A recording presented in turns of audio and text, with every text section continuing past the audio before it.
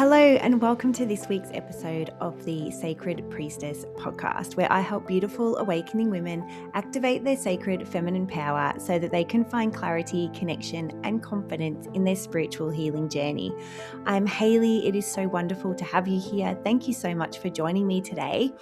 As in today's episode, we talk about how to embrace change and start really becoming your authentic self. Now, this episode is coming off the back of last week's full moon. Now, I am not great at my astrology. I am definitely not an expert in astrology.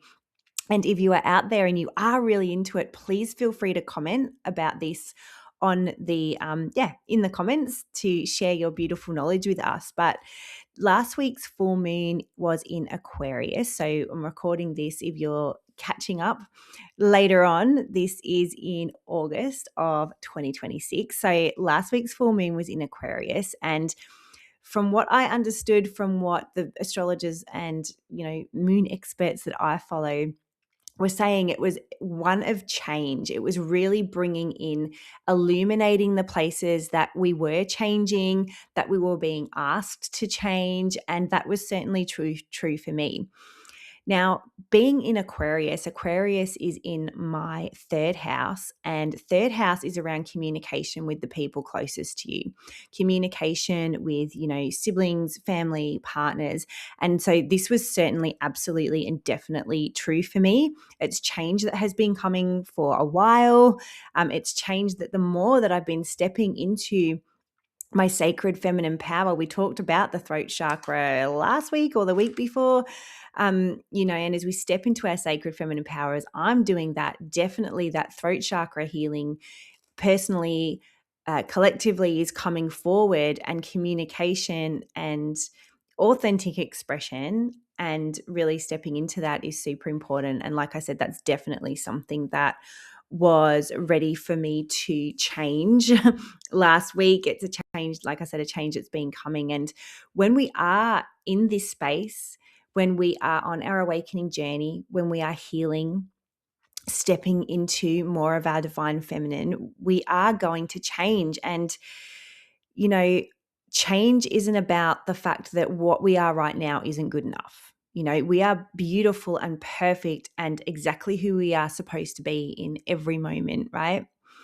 But it's more about how we are managing to release all of the beliefs that are in the way of us being that authentic expression of our soul, really bringing forward what it is that we are to bring to this world. So, as change and growth is absolutely part of awakening, it's part of this journey. And we know that. Why is it so goddamn hard?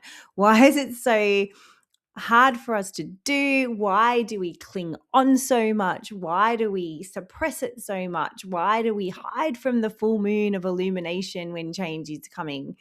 Even if it's what we've been asking for, in order for us to be stepping more into our sacred feminine power, stepping more into our authentic self and who we came here to be, stepping into our highest timeline that we are here to live. If that's what we've been asking for, why is it so hard to let go of the things that we need to let go of? So, awakening is about allowing yourself to step into that power, allowing yourself to embrace those changes, embrace the trajectory change that comes forward. So, this space allows you to be heart-centered. It allows us to become more aligned with our soul, to be honest in the way that we think, honest in the way that we speak, in the relationships that we choose, boundaries and what we tolerate, to be honest about, how and where we want to work and bring our work into the world. It allows us to really be honest and really in alignment with the abundance that we want for ourselves, the happiness that we want for ourselves, the success that we want for ourselves, and what that actually looks like. Because every time we shed a belief, every time we step deeper into our truth, all of these things change. What we thought success looked like 2 years ago is probably not what that looks like to you now. What joy and happiness feels like within your body, or what those things are that bring you those things into your life, are probably not the same things that they did 10 years ago or that they were 10 years ago. And so we're constantly, you know, it's not, like I said before, it's not about changing who we are because it's not good enough or it's not right. It's just that growth is inevitable when we step into this work, and that growth starts allowing our lenses to change. And so the way that we view the world is different. The way that we view relationships, work, all of these things that I've just mentioned, boundaries, parenting, how you take care of yourself, all of this evolves. And it doesn't mean that how we were doing it last week or 2 months ago or 3 years ago is wrong. It's just a natural evolution as we ascend. And as our soul ascends moment by moment, as we embrace this awakening journey, which I know all of you guys listening are, otherwise you wouldn't be here, right? So stepping into the divine feminine and sacred feminine power and your awakening and your healing journey, all of those things, it's not just about oracle cards. Spirituality isn't just about oracle cards and connecting with spirit and all of that. It's about the sacred initiations that we go through. Every time, like I said, every time you shed something, you go through an initiation, a growth period, an ascension.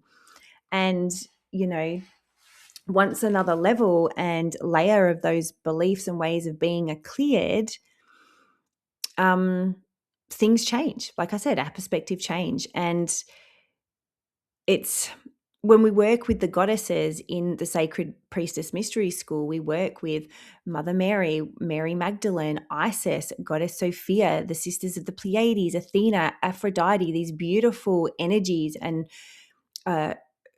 streams of consciousness that bring through different ways of being. It's a way of the spirituality that we step into within this work is a way of showing up. These streams of consciousness, these keys that they bring forward to unlocking our sacred feminine power are about how we show up in our relationships, how we show up for ourselves in our healing, how we show up for ourselves as we grow and change. And, you know, it's a beautiful pathway, a beautiful connection to have as we move through this change and through this growth. And now, obviously, as this is happening, as we're changing, we're growing, we're ascending, we're having to face these things, it's going to feel uncomfortable. Our soul is asking for expansion. Our soul is asking for true expression, but our human nervous system, as we are learning to combine our third dimensional body and beingness and our, you know, higher consciousness and allow these things to work perfectly in alignment.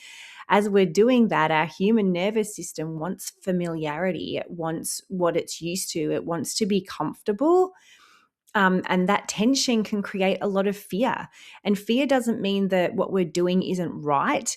When we're trying to step into alignment with our heart, alignment with our higher self, our soul, if we're feeling fear in that, it doesn't mean that we're heading off on the wrong path.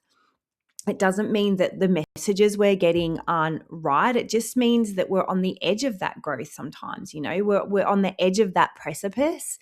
And our body, our humanness, understands the change that it's going to create in our 3D reality. And it understands what that next initiation is going to bring. And it just starts freaking out. And that's okay, right? That's part of it. The fear is part of it.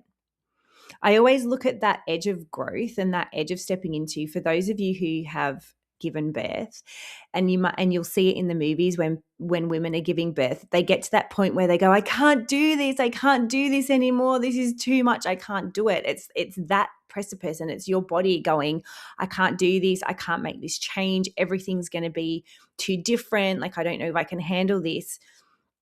But you know, there's so many quotes out there about courage, but courage is not the absence of fear, right? Stepping through into what is your next level and layer is not about the absence of fear. It's about choosing to stay aligned with your heart, which is a direct connection to your higher self. So it's learning to stay in alignment with that, with your heart, with your soul, while the fear is sitting beside you. And the goddesses that we work with, all of them in some way bring into beingness that realization and that help with just sitting with fear and allowing fear to be just this beautiful, loving, nervous, anxious friend who's sitting beside you. The one friend that gets nervous and anxious about all the things, and you sit there saying, hey, it's going to be okay. We've got this, we can do this. We know where we're at. We have alignment. We have love within our heart. We have the right intentions. We know that this is right for us. We feel it. But I get that you're scared. I get that you're fearful, but we're going to be okay. Right? And this is the state that we need to step into, just allowing ourselves to embrace and love on that fear, knowing that what comes on the other side is just something beautiful and amazing as we step closer into being who we truly are in that true expression of our soul, in that coding that it holds, the light that it holds within us. But the other thing that happens is we don't really talk about the grief. There's a grief that we don't always acknowledge as well. And we are scared of grief. We are scared of feeling that deep sadness, of really letting go of something that no longer is going to be in existence. I mean, we think of grief a lot around, obviously the people that we lose within our lives, but we also have grief around other things that we lose that we don't always acknowledge as we step into this. And it is still a deep grief. It is still something that we fear feeling and acknowledging because we don't want to let go. And when we are letting go, we have to grieve those relationships. And we understand that we grieve relationships when they leave, that we grieve when we move to decide that it's better for us to move to a new city or a new town. If it's a town that we grew up in that we're leaving, we're going to be grieving that. We're going to be grieving those, childhood memories, all that connection that we have. And it could be, grieving with leaving a workplace that you've been at for 20 years, that you've made really good friends with, that you really enjoyed. And we sort of get that. We understand that. That's like something that we can see and that's tangible. Like it's obvious that we're going to grieve those things. But what we don't always allow ourselves to see, acknowledge, and grieve is the version of ourselves that we're releasing.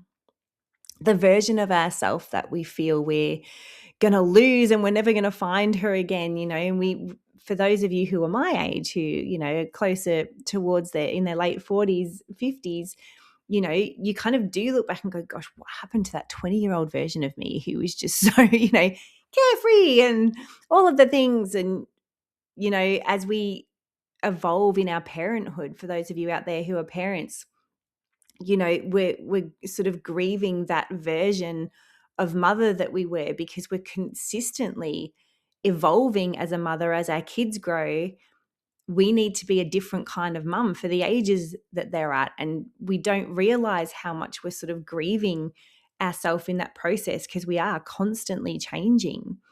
And, we don't always allow ourselves to see that we are stepping out of something. And it doesn't mean that you want to go back there. It doesn't mean that you want to be that old version of yourself, because I loved, 20-odd-year-old me, but she was also quite a selfish moo cow, to be honest. And there are a lot of things that I've let go of and grown into that I'm, not happy to release, but I look back and I go, I don't want to be completely her, because I do have more wisdom now. I do have more perspective and all of those things. But obviously there are parts of me that version of me that I loved and I enjoyed, her fun, free, loving energy, her expansion, she just believed that anything was possible. And so there are those things that you kind of want to cling on to too. I mean, I still sit in that now, but I did lose it for a long, I'm not going to lie, I did lose that for a long time as life happens along the way. But yeah, we do need to even though we maybe don't want to go back there, we don't want to be that person, we've moved on from that person, we do need to honor that version of ourselves. We do need to honor what that version of self taught us, the wisdom that they brought us. Thank that version of ourselves for, all that happened, all that was experienced, all that was healed, all that was acknowledged, all that was learned. So before we wrap up, I just want to say just one more time, I feel like I really need to sort of hammer this point home, is that ascension and the change that happens in ascension, and as we step into more of our feminine power, these versions of ourselves, it's not about being a better person in quotation marks. It's not meaning that who we are now, right now in this moment, isn't good enough or right or spiritual enough or enlightened enough or, divine feminine enough or whatever. It's not about that. It's about, being in alignment. It's about the belief that who we are now, we are enough and we are evolving. And it's slowly and surely living in true, authentic expression of our soul. That's what we're moving into. So it's just this beautiful unveiling. And, when we work with the divine feminine, when we work in the Sacred Priestess Mystery School, it is about that sacred rose geometry, allowing each petal to unfold bit by bit on our journey, whether that be things that are happening in our 3D space with moving towards goals and dreams, or whether that be the unveiling and the unraveling of the soul. If you think of a beautiful rose in its bud, and in that rose is your light, is your soul essence. And with everything that you let go of, with everything that you release that is not in line with your authentic expression, each one of those petals just unravels and unfolds to unveil the beautiful truth of your soul light that is inside. And that's what we're moving towards. And we can do that with love and compassion towards ourselves, to our fears, to when we are having trouble with change and we are having trouble of letting go with those things that, or of those things that no longer serve us. So as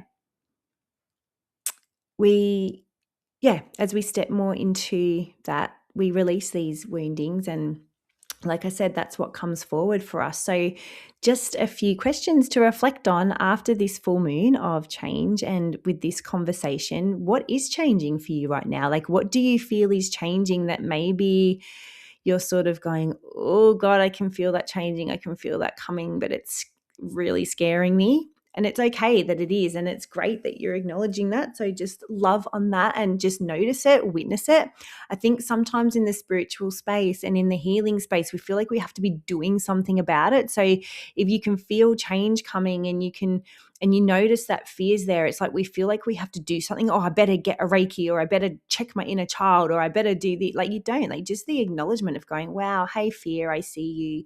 Yes, I can feel there's change coming. Yes, I can feel there's something big, moving within my being. And it's okay. And I see you and I love you and I acknowledge you. Sometimes that's all we have to do. We don't have to go diving deep into the abyss, you know what I mean? Every time something comes up. So what is changing for me right now? What am I being invited to release? What feels true for me that maybe didn't a year ago? Or let's do the opposite. What were some of my beliefs around success and my life and where I was going in spirituality a year or two ago that now I go, wow, that's so not in alignment. That's not how I think about life. That's not the perspective I have on that anymore. That's an interesting question to ask. And where am I still choosing at this moment familiar and comfortable rather than authenticity?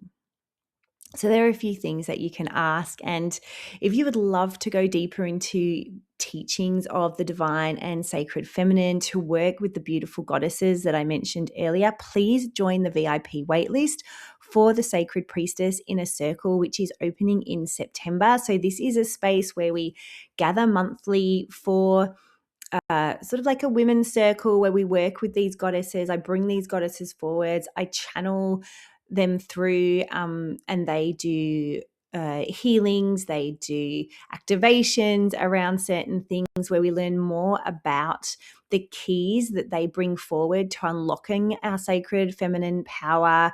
There's also different rituals in there you can use, meditations to help with intuitive connection and release and healing.